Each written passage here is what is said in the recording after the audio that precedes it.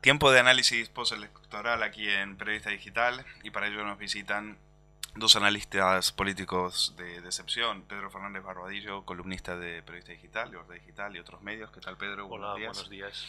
Y Alberto Lardíez de La Gaceta y experto en temas también de terrorismo. ¿Qué tal? Buenos días. Buenas tardes, bueno, buenos días, mejor dicho. Muy buenos días. Es que se ha hecho largo, Sí, ¿no? ya es casi tarde. Se ha hecho largo la noche y ahora, pues, a ver, País Vasco, les dice el editorial del Mundo que le sorprende, le sorprendía al diario de Pedro J el enorme fracaso de Pachi López al perder 9 escaños y 107.000 votos. Alberto, ¿te ha sorprendido? A mí no me sorprende, creo que el Partido Socialista en el año 2008, cuando se celebraron las elecciones generales, sacó más de 400.000 votos en el País Vasco, a su techo, prácticamente en 2009. Volvió a sacar un muy buen resultado con 320.000, son las anteriores autonómicas, que es con las que hay que comparar, y se presentaba un Partido Socialista que había intentado al final dialogado, ese a mi juicio mal llamado proceso de paz y demás, y lo que ha ido haciendo pues ha sido perder apoyo poco a poco, escalonadamente, supongo que por el desgaste a nivel nacional del partido por un lado y por otro por la irrupción de Bildu. O sea, el señor Pachi López se ha dedicado a pedir constantemente la legalización de Batasuna, en este caso a través de una coalición llamada Euskal Herria Bildu, y la irrupción de ese partido a quien más daño le ha hecho es a él mismo. Es un poco paradójico, pero es así. A mí no me sorprende, creo que estaba muy debilitado y había que tener en cuenta que en 2009 Batasuna estaba ilegalizada, sus bases llamaron al voto nulo y hubo un reparto de una serie de gente de Batasuna votó a voto nulo, otros se acercaron a Aralar, otros a Euskal Cartasuna, ahora todos iban de la mano, todos hacia esta coalición, en línea con lo que pasó con Bildu en las municipales y con Amaiur en las generales del año pasado, y a mí era un resultado que me podía esperar. Incluso pensaba que podía bajar algún escaño más el señor Pachi López. Curioso, Pedro, que todos estos pasteleos con ETA y todas estas palabras de buena voluntad, como recordaba Alberto, los haya rentabilizado Bildu y no el sector constitucionalista, ¿no? Pero no es sorprendente, esto ha pasado constantemente en las elecciones vascas. Aparte de Pachi López, hay que recordar a Ramón Jáuregui, que también dirigió el Partido Socialista de Euskadi, fue vicelendakari de José Antonio Ardanza, y claro, era también de esta tendencia guipuzcoana de llevarse bien con el nacionalismo, de incluirlo dentro de España, todos estos topicazos que estamos oyendo desde la transición, los que tenemos cierta edad ya, y con Jáuregui el PSOE vasco cayó a sus peores resultados, con 14 escaños. Ahora Pachi tiene 16 y resulta que el que ha tenido el suelo más alto ha sido curiosamente Nicolás Redondo, el maldito, el expulsado, el masacrado Nicolás. Yo creo que la figura de Pachi López tiene que compararse con la de Odón Elorza, al que le ha pasado lo mismo. Odón, como alcalde de San Sebastián, pues creo que desde el año 91-95 empezó a trabajar para legalizar a Bildu, decir que eran unos tíos muy majos y que había que llevarles al choco. ¿Y qué ha pasado? Que se ha quedado sin alcaldía. Sí, es una comparación creo que muy oportuna. De todas formas, los partidos nacionales, también el PP, pero desde luego el PSOE, después de ser Lendakari de la única legislatura en la cual no había un Lendakari nacionalista, algo habrá hecho muy mal en este tiempo, aunque esperásemos ese resultado, algo habrá hecho muy mal Pachi López y algo habrá hecho mal también el señor Basagoite, que supongo que hablaremos ahora de ello. Sí, pero en tu blog, Pedro, decías que la situación del PSOE es idéntica a la de Alianza Popular de Fraga, es decir, un partido incapacitado de crecer. Ahora lo que me asusta es que la que está calentando en el banquillo del PSOE, por lo menos la única que se ve, es a Carmen Chacón. Y como tú has dicho aquí en este mismo plató, pues una zapatero con faldas. Que no sé qué es peor. Pues mira, yo creo que en el PSOE puede pasar lo mismo que en los cónclaves que eligen papa, que el que entra como papa sale como cardenal. O sea que Carmen Chacón, que muchos le están dando como sucesora de Alfredo Pérez Rubalcaba, que ese sí que es un zombie, y sobre todo, aquí la duda es si Rubalcaba va a llegar a las elecciones de Cataluña más o menos agonizante, o si se lo van a cargar antes o van a esperar unos días después de esas elecciones. Pero se está dando por parte de los opinadores como a Carmen Chacón como posible solución del PSOE, y yo creo que podemos tener sorpresas. O sea, cuando el PSOE empieza a aprobar gente, como ya lo vimos a partir del año 96, el que no le funciona lo tira enseguida, a través de encuestas, elecciones parciales, etcétera, hasta que da con el candidato. Y en 2000 sale un tal José Luis Rodríguez Zapatero, del que nadie sabía nada, que solo era conocido en León y poco, que era diputado desde el año 86 y que, insisto, no había hecho nada. No se le conoce ningún discurso, ninguna aportación, ninguna intervención, nada. Y ha sido el secretario general que ha tenido más poder dentro del PSOE, que lo ha deshecho, como se está viendo, y también, por desgracia, pues ha sido el candidato que ha obtenido más votos de los españoles, con 11 millones. Hombre, el PSOE se tiene que plantear muy bien hacia dónde va. Rubalcaba es un hombre que está batiendo todos los récords de su partido de derrotas. Es una cosa bastante llamativa, y en estas elecciones además él se ha implicado mucho en Galicia. Ha ido mucho a Galicia a hacer mítines, ha estado allí con Pachi Vázquez, donde, por cierto, a veces ni siquiera era capaz de llenar el salón de actos donde celebraba el discurso de turno.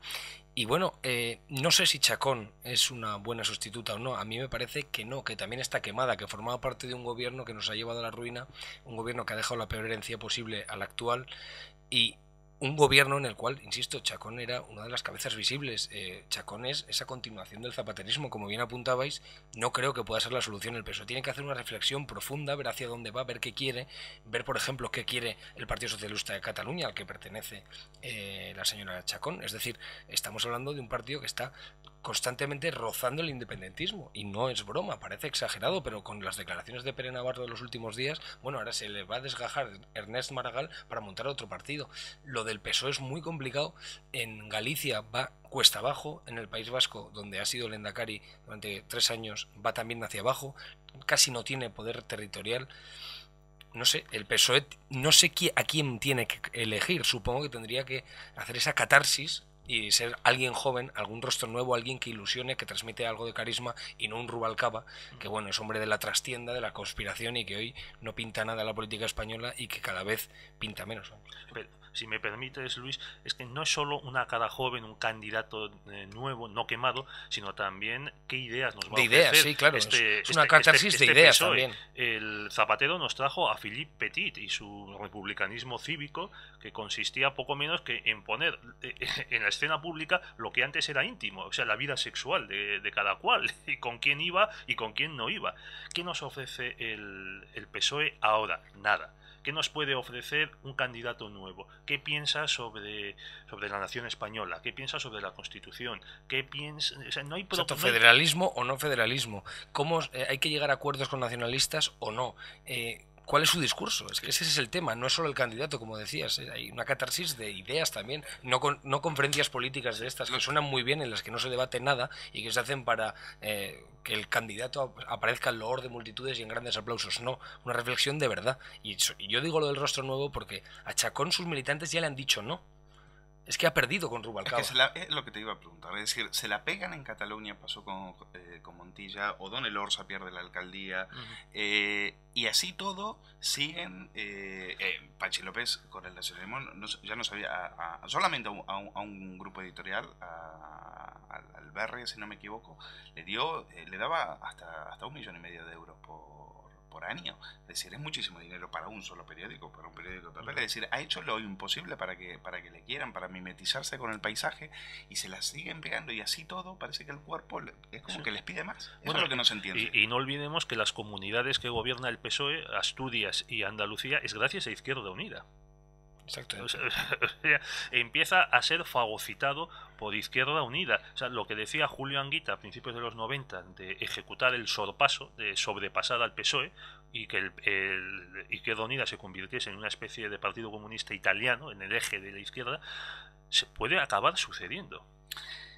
Alberto, los resultados del PP han sido lamentables. En País Vasco, Basagoiti pierde 3 escaños y 15.000 votos, y se convierten en una fuerza política ya casi irrelevante. Decía Pedro hace un momento lo de Nicolás Redondo Terreros en el PSOE, pues aquí en el PP tendríamos que decir aquello de dónde está Mayor Oreja y María San Gil. En el año 2001, en aquellas elecciones presentadas como frentistas, El señor Mayor Oreja consiguió 19 escaños. El señor Mayor Oreja tenía un apoyo del algo más del 22%, si no me fallan los datos.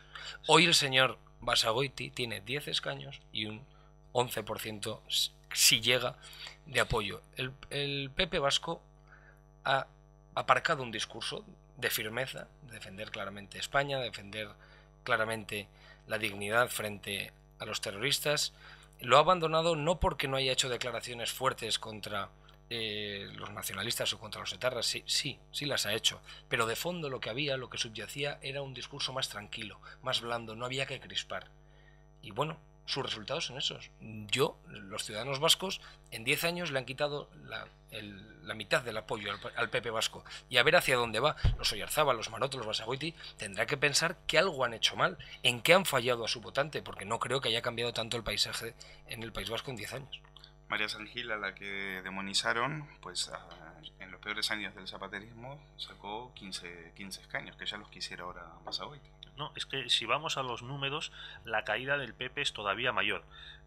Alberto ha hablado de la candidatura de Mayor Oreja. Es que Mayor Oreja sacó 326.000 votos y ahora Basagoiti se ha quedado en 129.000, es decir, ha perdido 200.000 votos, más de la mitad.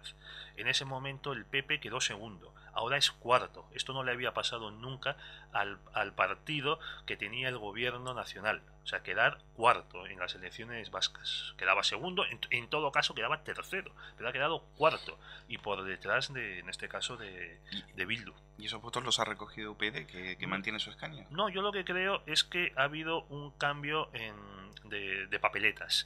Es decir, si en las elecciones de 2009 muchos votantes de Bildu se abstuvieron, y ahora han ido a votar, en estas elecciones ha habido muchos votantes del PP y algunos del PSOE que no han ido a votar.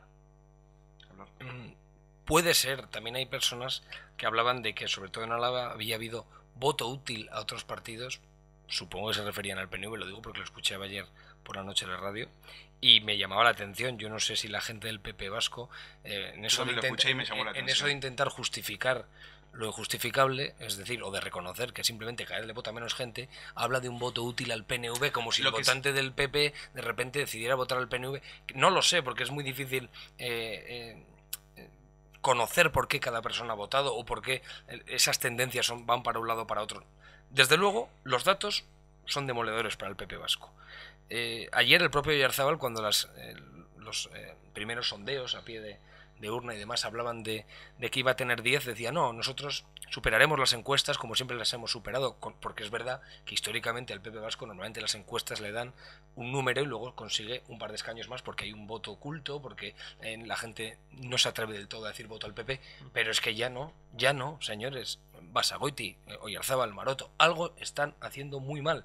Yo no sabría decir exactamente qué es, pero desde luego que su discurso ha cambiado, que María San Gil y Mayor Oreja decían unas cosas y el PP de hoy dice otras bastante más, por decirlo así, moderadas, es evidente. Y los resultados también son evidentes. Tendrán que hacer una catarsis también ellos. Tendrán que ver qué quiere defender el PP vasco. Porque en una situación de crisis como esta, presentándose como posibles gestores de la crisis, como siempre se ha presentado la derecha, cosechar estos resultados es que es para echarse a temblar. En los siguientes, ¿qué ocurrirá? Bajarán a 5. Es que es una cosa, va camino de ser partido marginal.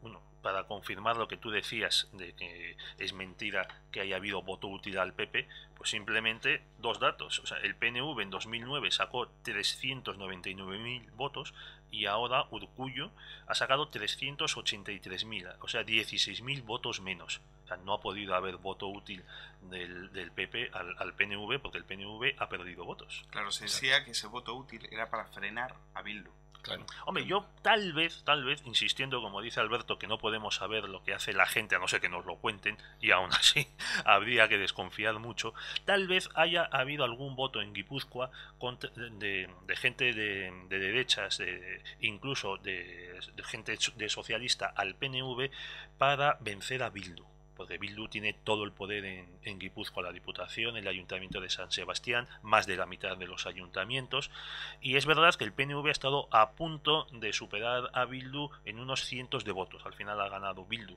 pero yo no lo veo. Yo, en mi opinión, el votante del PP está harto, ya viene de hace mucho tiempo. En las elecciones del 20N del año pasado, el PP vasco sacó 3 diputados, los mismos que sacó en 2008 cuando el PSOE Zapatero obtuvo ese resultado sorprendente de 400.000 votos, el mejor que ha tenido un partido nacional, hasta el punto de que quedó primero en Vizcaya, cosa que no había pasado nunca, siempre había sido antes el PNV.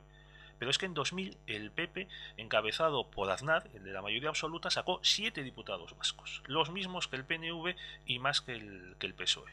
Es decir, el PP de Mariano Rajoy, que ha ganado en España con mayoría absoluta más amplia que la de Aznar en 2000, en el País Vasco se ha hundido. Ha mantenido los mismos diputados. Sí, yo creo que la caída en picado del PP vasco habría que explicarla desde el Congreso Nacional del PP del año 2008, ¿no? Todos recordamos que había 3 personas, una de ellas María Sangil, que tenía que redactar la ponencia con las líneas maestras de las políticas del PP, y María Sangil acabó abandonando el partido. Alguien como ella, que era un mito para muchos y desde luego un referente del partido y de sus seguidores, lo abandonó porque lo que ponía en esa ponencia, no sobre ETA, no sobre los terroristas, no, sobre el nacionalismo en general, porque María Sangil tenía un discurso en el cual no olvidaba que ETA, que Batasuna, que EA, que todo viene del mismo tronco común nacionalista, y a quien enfrentaba directamente era el nacionalismo del PNV, no solo a los de Batasuna, porque consideraba que había mirado mucho para otro lado en la época del terrorismo. Y ese discurso es el que ha cambiado, es decir, Basagoiti ha sido igual de duro con Batasuna. Esa ponencia la redactó el ministro Soria. El ministro Soria y Alicia Sánchez Camacho eran las otras personas que la redactaban.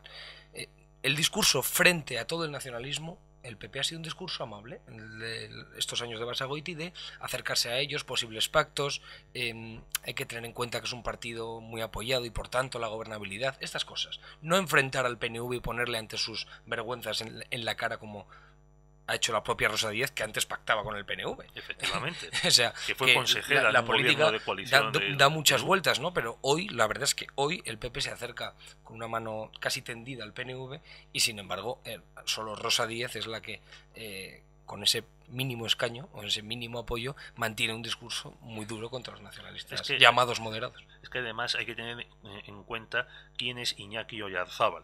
Y no es porque le tenga especial fijación a este caballero, sino que quiero tomarlo pues como símbolo de una casta política, no solo en el PP, sino también en el PSOE y por supuesto en el PNV. O sea, comparémoslo con Jaime Mayor Oreja, con María Sangil y con Ignacio Astarloa, que se trata de gente con lecturas, gente que piensa, gente que se expresa en artículos, en conferencias, etcétera. ¿Qué tiene a cambio Iñaki Oyarzábal? Nada, absolutamente nada. Es el mismo caso, por cierto, que el de Íñigo Urkullu, que es otro aparachic que ya desde los 13, 14, 15 años empezó a frecuentar el Bachoqui, la novia del Bachoqui, las excursiones con los compis del Bachoqui, la tortilla de la ama en el Bachoqui, etcétera, etcétera. Y de ahí no han salido, como los hijos de, como dio el Puyol. Hombres de partido.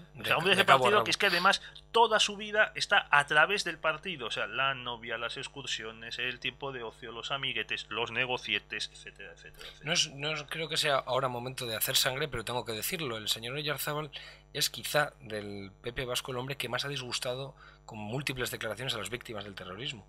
Algunas del País Vasco, como por ejemplo la Asociación Covite, que está muy enfadada, o algunas de aquí, de Madrid, a nivel nacional, digamos. Las ha enfadado mucho, con muchas declaraciones en las que les ha llamado a algunas víctimas incluso ultras. Así le ha ido ahora. No es que me alegre, pero es la consecuencia directa pues, de una política, de un discurso, de presentar un Basagoiti que es tan divertido, que es tan amable, que es tan capaz de hablar con cualquiera, que es tan dialogante, pero que a la hora de la verdad las políticas de fondo y los valores y los principios del PP de siempre, pues quizá los ha defendido más tímidamente de lo que algunos de sus votantes querían. Desde luego no le han dado el apoyo. Pero el batacazo del PP, sobre todo en Álava, es sangrante, porque en Álava tiene la Diputación provincial y luego el ayuntamiento de la capital, más algunos ayuntamientos pequeños en la Rioja Alavesa, y no han sido capaces de rentabilizar. Es que han sido cuarta fuerza en Álava también. Que es tremendo. O sea, y es que además la que han históricamente sido, ha dominado, es que es tremendo. Sí, es que además han sido cuarta fuerza en Álava cuando hace un año fueron la primera. Es cierto que por poco, porque en Álava de los 4 diputados siempre se repartían entre 3. El primero se llevaba 2. En el 20N entraron 4. entró Bildu y cada uno se llevó un diputado, pero el PP quedó primero. Ahora ha quedado cuarto, o sea, menos de un año después, y gobernando las dos principales instituciones locales de la provincia. ¿Deberían dimitir? Pues yo creo que sí. Yo creo que en todo caso tienen que hacer un congreso interno, tienen que debatir también ideas y ver si los que ahora mandan en el PP vasco deben seguir o no. Yo, tanto como dimitir, no sé, yo creo que es el momento de quizás sí sea la palabra dimitir, pero desde luego poner en manos de las bases que decida quién quiere que sea el candidato, el próximo candidato, o quién tiene que dirigir las políticas del PP vasco, porque desde luego las de ahora van cada vez más a resultados en picado. Es decir, si ahora sacan estos resultados, ¿qué pueden sacar dentro de 4 años con el nacionalismo afianzado en el poder? Pues no, yo insisto en que deben dimitir porque su política ha fracasado y porque además es la manera de mostrar que hay una renovación que se quiere hacer en serio. Esto no puede ser como cierto banco. Pero es que la pregunta es si quiere haber renovación. Eso, ahí ya estamos pinchando en el hueso del sistema partitocrático. Claro, es que la renovación suena muy bien, pero hay que hacerla, claro, es decir, hay que quererla, hay que pelearla, y yo sinceramente no tengo la sensación de que se quiera Mariano Rajoy, es decir, esto Basagoiti y Arzabal surgen de lo que fue el Congreso de Valencia, donde ha ganado Mariano Rajoy. Bueno, Basagoiti ya venía de antes y también fue hombre de José María Aznar y de Jaime Mayor Oreja. Es decir, estamos en lo mismo, el hombre de partido que bascula hacia un lado u otro según sople el viento y sus intereses. De todas formas, lo que me niego yo a pensar es, como también he escuchado y leído hoy, es que el PP se venga abajo porque ETA no está. Entonces es como decir que el PP ganaba o solo tenía votos porque, entre comillas, por supuesto, digo que lo dicen otros, se aprovechaba de que ETA existiera. Esto es una barbaridad, esto no es así en absoluto. El PP no depende de ETA, ni muchísimo menos, ni de que exista terrorismo. Puede ser que algunas personas voten por eso, pero exista o no ETA, que por cierto aún existe, ni se ha disuelto ni ha entregado sus armas, el PP tiene un apoyo social importante que no ha sabido explotar por malas políticas, no porque ETA no exista. O sea, yo creo que no hay que ligar eso en ningún caso, y ya lo oigo en muchos sitios y en muchos foros, y me parece una barbaridad. Hablemos un poco de Galicia. El resultado de Feijóo ha sido extraordinario, es decir, con la que está cayendo, que haya ampliado su mayoría absoluta, la verdad que tiene bastante mérito. Es verdad que enfrente, pues lo que tenía era un erial, ¿no? Era de risa. Era la nada. Lo que tenía enfrente no era gran cosa y ha fracasado, pero desde luego el valor de lo que ha conseguido Feijóo es increíble. Aumentar su mayoría absoluta en una época como esta, de crisis, en la que tenía ese estigma de que está gobernando el PP a nivel nacional, la gente está muy enfadada con el PP, y sin embargo lo ha sabido hacer. Ayer comentábamos, cuando veíamos su comparecencia después de ganar las elecciones, es un as del marketing político, porque aunque había ganado y había aumentado su mayoría y seguramente estaba muy feliz por dentro, hizo una comparecencia austera, flanqueado por sus primeras espadas al lado, con una cara seria, apostando por la gestión, porque es época de luchar contra la crisis, de seguir hacia adelante, con el mandato de los gallegos intentar salir de esta. Creo que lo ha hecho muy bien, que no se tenía que dejar llevar por la euforia, y es lo que ha hecho. Y es un hombre que es cabal, que es de lo que se necesita hoy mucho en la política, gente cabal, gente que, aunque sea una contradicción en términos, el sentido común, que no diga grandes tonterías, que se deje de debates identitarios, que se dedique a la gestión y que hable con hechos más que con palabras. Y Feijóo en eso, desde luego que ha dado una lección. A mí me ha sorprendido mucho la victoria de Feijóo, sobre todo por su amplitud, no tanto por que tuviese o no mayoría absoluta, y también teniendo en cuenta lo que él presentaba como bagaje a las elecciones, es decir, no solo la labor del gobierno nacional, sino también algunos asuntos como el asunto lingüístico, que le acusó Galicia bilingüe de estar incumpliendo sus promesas, y también la fusión de las dos cajas gallegas para fundar Nova Caixa Galicia, y el asunto de las preferentes, que afecta a mucha gente en Pontevedra. Sin embargo, claro, ha salido con este resultado, esta victoria sorprendente, con eso sí, unos pocos menos votos que en 2009, pero ha ganado. Y enfrente, el gran ganador, la gran alternativa de la izquierda en su conjunto, es el abuelete José Manuel Beiras, de 76 años, que encima es una persona locoide, vamos a decirla, que acusa a Feijóo de estar matando viejecitos. O sea, si eso es todo lo que tiene que ofrecer la izquierda y el nacionalismo, aviados van los dos. Pues yo creo que en el PP apostaban por Beiras precisamente por eso, porque esa radicalidad de Beiras no solo también iba a captar votos de la izquierda, iba a disminuir al PSOE y de alguna manera a ellos pues le venía muy bien en un escenario de nacionalismo fragmentado, ¿no? Sí, digamos que la irrupción de Beiras le ha favorecido, pero hombre, claro, aquí hay que hablar otra vez de Pachi Vázquez, ¿no? Porque claro, es que el PSOE gallego, bueno, en fin, ¿camino de qué? Si nos comentábamos antes como sorprendente los resultados del PSOE en el País Vasco, ya en Galicia es una cosa, un partido que frente a Fraga consigue hace 2 legislaturas llegar al gobierno y lo hace tan mal, tan rematadamente mal el gobierno de Pérez Touriño, que así le va. Primero, en las anteriores elecciones, cuando pierden el poder, y lo de ahora ya, bueno, el señor Pachi Vázquez, ese sí que tiene que dimitir, porque este señor se ha dedicado durante la campaña electoral a sacar constantemente el asunto de Pemex, el asunto de esta petrolera, que si se iban a construir en España o no 2 flototeles, o como se diga, porque no me sale nunca bien la palabra, y el señor Feijóo en un debate le sacó el contrato y le dijo, no, mire usted, que es que el contrato no, el acuerdo, que tenemos un acuerdo que sí que van a construir aquí, usted me está llamando a mí mentiroso y aquí tengo el papel. Y claro, ha quedado en ese asunto como mentiroso y desde luego destrozado por los resultados. Se tiene que ir ya el señor Pachi Vázquez, a mi juicio. Y yo creo que se acaba, perdona Pedro, también una gran mentira, ¿no? Porque recordemos que como estratega electoral de Pachi Vázquez, en la sombra estaba Pepe Blanco, ¿no? Y en Galicia se creía que Pepe Blanco era todopoderoso y al final vuelve a fracasar por segunda vez. Yo vuelvo a lo que comentaba hace unos minutos. El señor Vázquez y lo que le ha pasado en Galicia es una muestra de cómo está el PSOE internamente hoy. Enfrentadísimo, en la que estoy convencido que algunos ayer cerraban el puño y el izquierdo lo celebraban diciendo Touriño. Esta es la nuestra. Touriño es uno. Hemos cosechado este resultado, toma ya. El PSOE está fragmentado, está dividido, está internamente peor que nunca o peor que en los últimos años. Y yo creo que eso tiene traslación en sus resultados. Creo que lo de ayer también tiene que ver con eso y desde luego con la campaña electoral que ha hecho el señor Pachi Vázquez, como digo, haciendo bandera de una serie de cosas que evidentemente pues no eran exactamente así y así le ha ido. Bueno, yo quisiera citar una frase de José Blanco, ese gran estratega que he apuntado antes. Ilumínanos, Pedro. Pues en el año 2005, en una entrevista con Esther Esteban, declaró: cuando finalicemos la reforma del Estatut, Cataluña será más España y España estará más unida.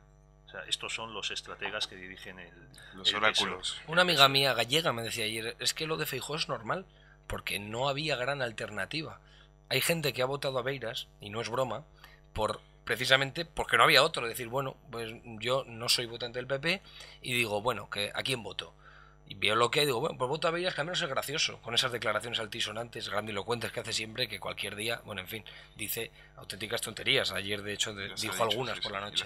Entonces, votamos a Beiras porque no hay otro. Es una cosa verdaderamente llamativa. Bueno, el BNG ya también que se lo haga mirar, claro, porque un señor como el Beiras, que viene de allí, fíjate lo que ha hecho, ¿no? En fin. Y Galicia sigue siendo impermeable a otras alternativas de centro de izquierda, de centro derecha. UPyD no lo hizo nada mal, creo que cosechó 20.000 algo votos, así como 20.000 o quizás un poco menos, pero lo han hecho bastante bien, teniendo en cuenta la poca fuerza mediática que tenían, y Mario Condé ha fracasado apenas 15.000 votos.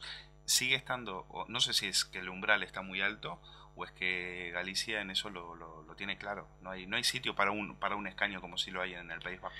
Yo invitaría a toda la oposición gallega, esto puede sonar a broma o a barbaridad, pero a que en las siguientes elecciones hagan una coalición y se presenten contra Feijóo y que la gente vote o Feijóo o el izquierda y nacionalismo todo junto, porque si no, lo tienen complicado. Yo creo que los gallegos han demostrado desde que empezó la democracia de los últimos 30 años, que 40 ya casi, que están con el centro derecha y que los experimentos hubo una vez y como fue tan mal, pues siguen con el centro derecha y los demás partidos pues pueden hacerse trampas en solitario, presentar 1000 partidos distintos si quieren para fragmentar aún más su voto, pero a este paso no tiene ninguna opción.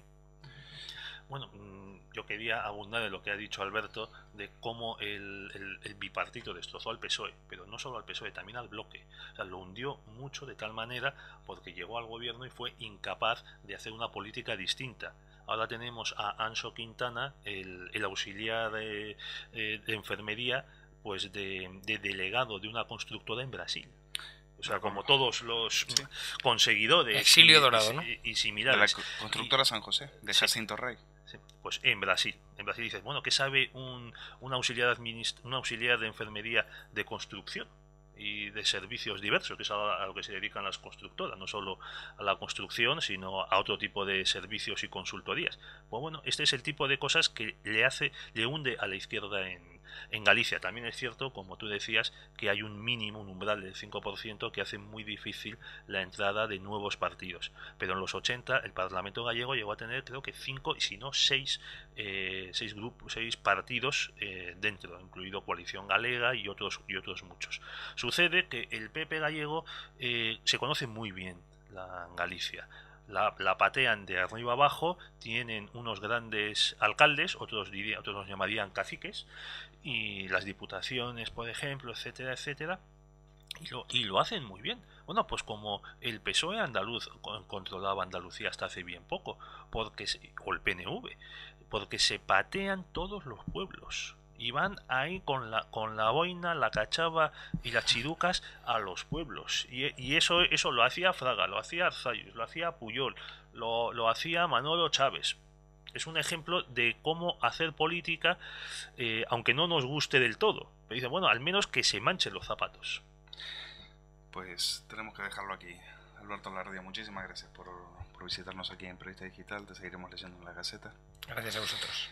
Pedro Fernández Barbadillo, lo mismo digo, y te seguimos leyendo en Vocabulario. Muchas gracias, Luis. Vale, muchas gracias a los dos.